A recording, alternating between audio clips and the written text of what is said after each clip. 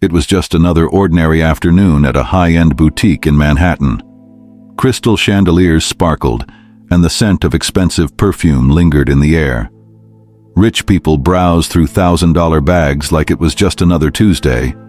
And then, she walked in. Emma, a simple woman with kind eyes, wearing a faded floral dress. Nothing flashy, nothing branded. She didn't look like someone who belonged there, at least not in their eyes. As she stepped inside, hopeful and smiling, the room fell quiet. Judging eyes scanned her from head to toe. And then came the voice that shattered her moment of peace.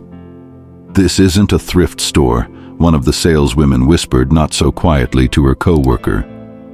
Emma heard it, loud and clear. She walked up to the counter anyway. "I was just looking for something. A gift," she said softly. The saleswoman didn't even try to hide her disdain.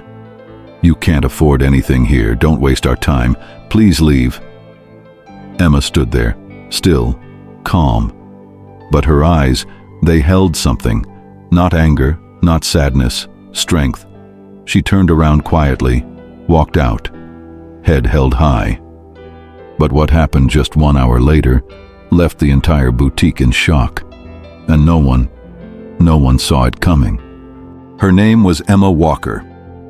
40 years old, a middle school literature teacher known for her soft voice and a smile that made even the shyest child feel seen.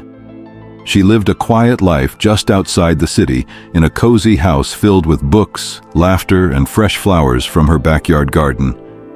Every morning, she brewed 2 cups of coffee, one for herself and one for the man she loved deeply, her husband David. Emma wasn't interested in glamour. While the world chased the latest trends, she still wore the same watch she'd bought 10 years ago with her first paycheck. Her closet was filled with simple clothes. Her joy came from handwritten notes from students and baking apple pie on Sundays. But today was different. Emma had stepped into the city for a special reason. Their 15th wedding anniversary was just a week away. She wanted to surprise David with something elegant, a luxury wallet he'd once admired but never bought for himself. "Too flashy for me," he'd said at the time, laughing. But Emma remembered. She walked into that boutique not as a rich man's wife, but as a woman in love, hoping to find something meaningful, beautiful. What no one around her knew was that David wasn't just any man. David Walker was one of the most respected venture capitalists in the country, known for his integrity, his humility, and his deep love for the woman who taught him to stay grounded. But Emma had never used his name to get special treatment, never felt the need to prove who she was.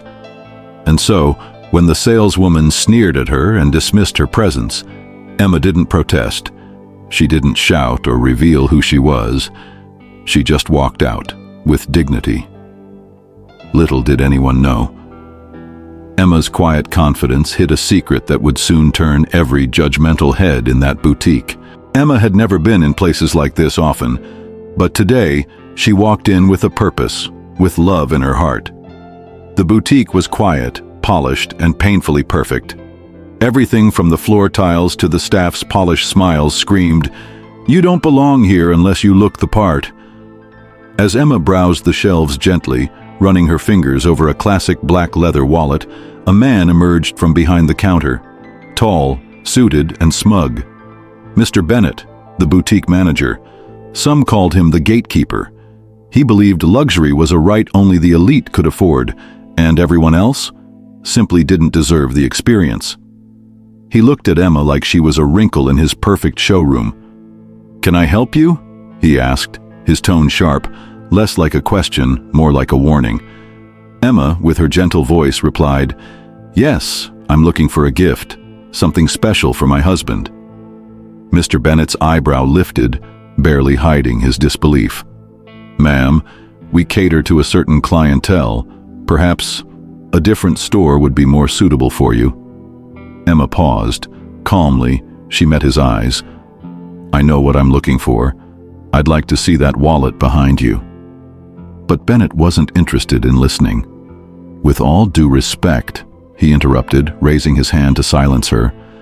"We don't entertain browsing without intent." Before Emma could respond, he gestured to a security guard nearby. "Please escort her out." She hadn't raised her voice. She hadn't caused a scene. She was just dismissed, like she was invisible. As she stepped outside, whispers followed her. Soft giggles, murmurs, judgment dressed in designer coats. She stood at the sidewalk, the city buzzing behind her. And for a moment, her shoulders dipped, just a little. Not in defeat, but in pain. She closed her eyes, took a slow breath, then opened them with a gaze steady and strong. They had judged her by what she wore, but they had no idea who she was. It had only been an hour since Emma walked out of that boutique. She hadn't told anyone what happened, not even David. She didn't believe in playing the victim, but fate has a way of revealing truth, whether we ask for it or not. Back inside the boutique, Mr. Bennett was back to adjusting cufflinks and charming wealthy customers. He didn't give Emma a second thought. That is, until the sound of screeching tires broke the boutique's polished silence. Outside, a black SUV rolled to a stop, sleek, silent. The kind that didn't belong to someone asking for permission, the kind that owned the street it was parked on. The door opened. Polished black shoes hit the pavement first, then a tailored navy suit, and finally, David Walker stepped out. He didn't need to raise his voice. His presence alone turned heads, a legend in business circles, known for humility and for not tolerating disrespect.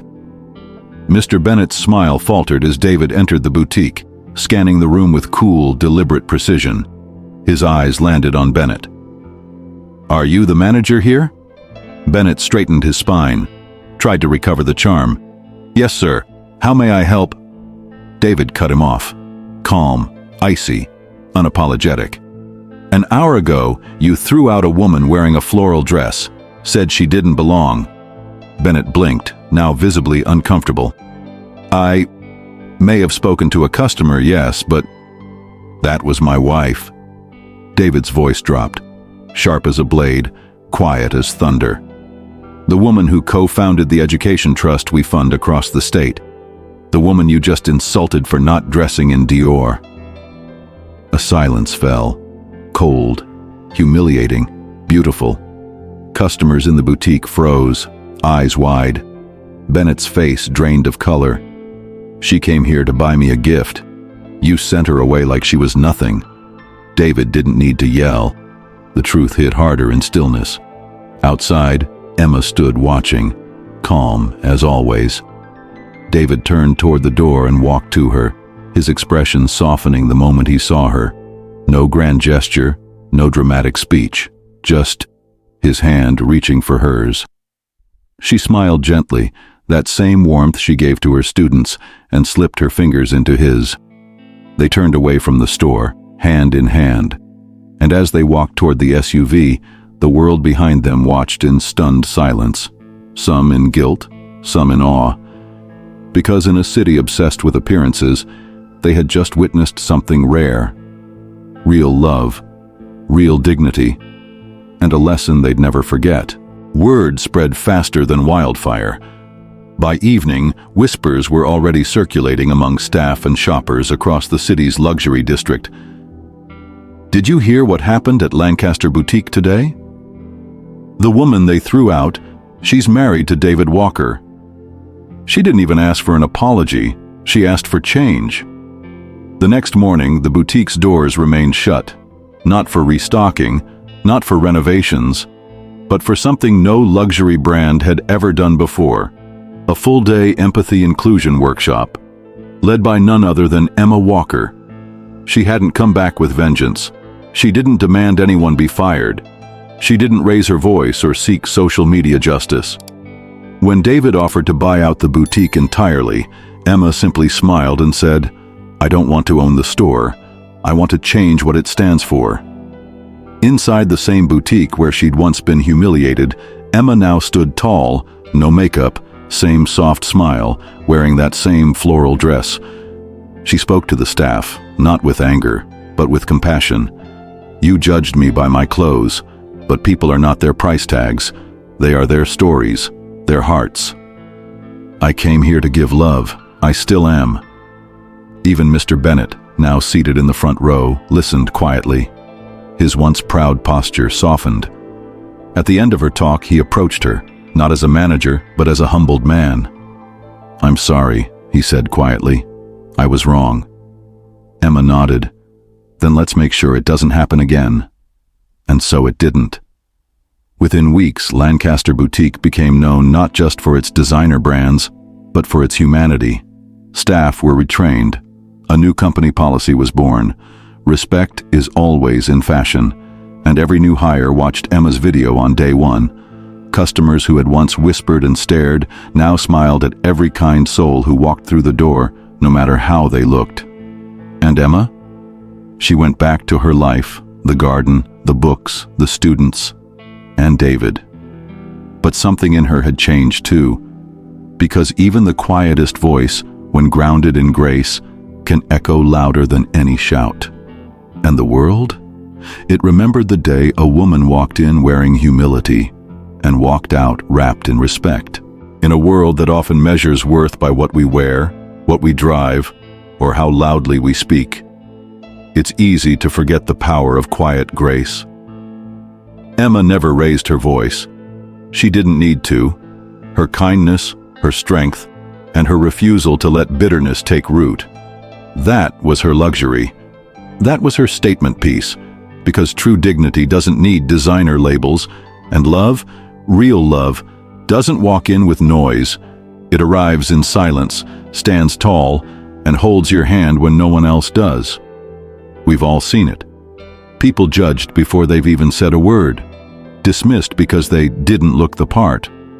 But what if we looked deeper? What if we chose to see people not for their clothes or their status, but for their humanity?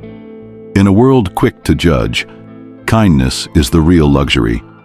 And Emma reminded us that grace under pressure is the most powerful kind of strength. If this story touched your heart, share it with someone who still believes in decency, in love, in second chances.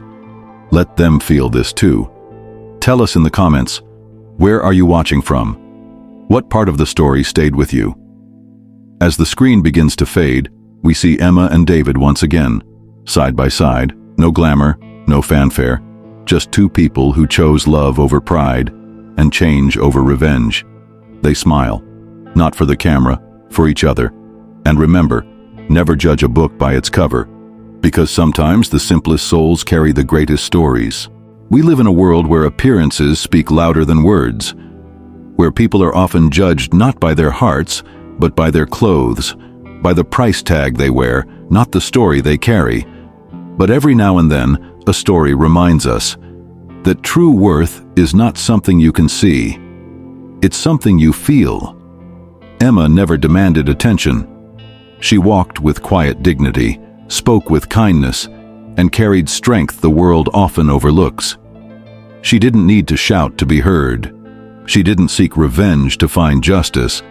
And when the world tried to define her by what she looked like, she answered with who she truly was: her grace, her love, her quiet power. That was the real luxury. How many people do we pass every day, unaware of their silent battles?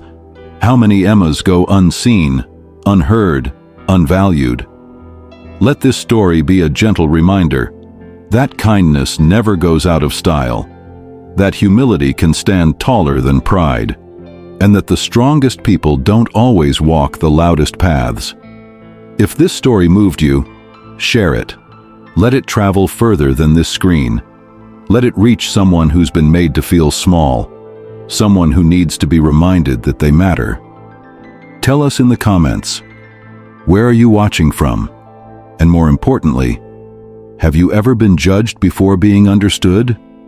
Every comment, every share, every voice matters. Let's make sure stories like Emma's don't just end, they echo. Because maybe, just maybe, the world doesn't need louder voices. It needs softer hearts willing to listen. And remember, Never judge a book by its cover. Sometimes the simplest souls carry the most powerful stories. Thank you for being here. Thank you for feeling this with us. Until next time, stay gentle, stay human, stay kind.